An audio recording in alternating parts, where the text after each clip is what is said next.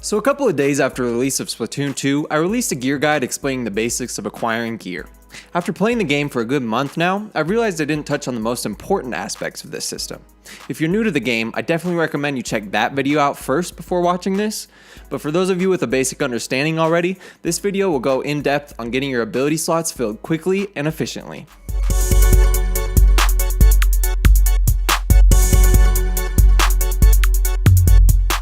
The third official Splatfest is coming up next weekend, but your work really starts on the week before Splatfest. Upon entering Splatoon on the week of a Splatfest, you'll receive a special Splatfest Tea for your corresponding team. While this isn't the most glamorous looking of shirts, it's actually your key to amassing a good amount of ability chunks. When you find merch to scrub the ability slots off of this, you might notice that it only costs 2,000 coins as opposed to the regular 20,000 coins required. You can probably see where I'm going with this. I found the fastest way to farm these is to scrub every time you get one ability on the Splatfest Tea. It only costs 4,000 XP points to gain the first ability, which equates to around 3 Turf War matches won. 3 Turf War matches will definitely get you at least 2,000 coins, which basically makes this system pay for itself. With this system, you should be able to get about 5 ability chunks per hour, basically for free, so this Splatfest farm is going to be very important if you're trying to get the best custom gear available.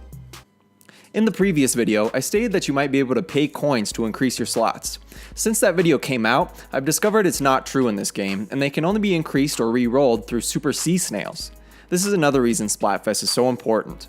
You'll receive Super Sea Snails organically just from leveling up past rank 30 in multiplayer, but you can get a whole lot more of these just from playing during Splatfest. During the Splatfest, you're going to notice there's a different ranking system than usual. This ranking system determines how many Super Sea Snails you will receive when the event is over. During the second Splatfest, I had to work for most of the event, so I was only able to make it to catch up champion rank.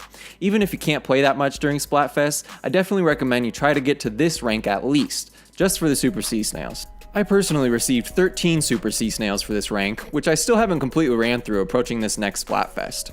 While you can use these guys to re-roll abilities, you should probably just save them for increasing slots, as the re-roll option is only based on RNG and won't get you exactly what you want if you're looking for something in particular. Now I'd like to focus on the actual forging of abilities.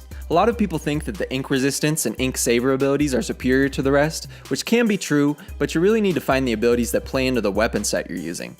Regardless of what exact abilities you'll be farming, a certain shrimp in the square can greatly help you with unlocking exactly what you want. When playing the Salmon Run mode, you'll notice you can gain bonus orbs after playing a few matches. These bonus orbs can be turned into the window left of the Grizzco station in the main square, and from them you'll receive a random variety of things. The most important, and also most common thing that you'll receive, however, is meal tickets for Krusty Sean's food truck. The food tickets can help you gain XP and gold faster, but the most important tickets here are the drink tickets. There's a corresponding drink ticket for every different ability, and using one of these will boost your chances of gaining that drink's ability upon leveling up a piece of gear. It's sort of frustrating that each ability has its own specific ticket, but this can still really help you out once you actually obtain some.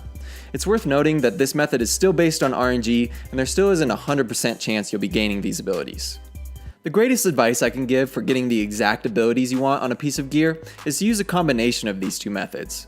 With each stacking ability that you forge on a piece of gear with ability chunks, the more it's going to cost to put that same ability on the same piece of gear.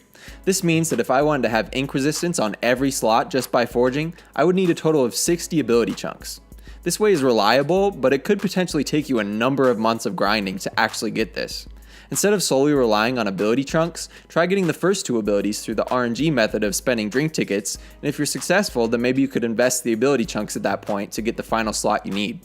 You don't need to use that method specifically, but using a combination of these 2 things can definitely help you speed up your ability forging. Now, ability stacking can be beneficial, but I just want to say at the end of this video that stacking the same abilities on the same piece of gear does slightly diminish the effect. It's not a huge difference, but the game does actually sort of reward you for having a mix of abilities. Either way, it's important to be able to control your abilities and determines the ones that you get on your gear. If I left out any advice that you might think is useful to others, let me know and everyone else know in the comments below.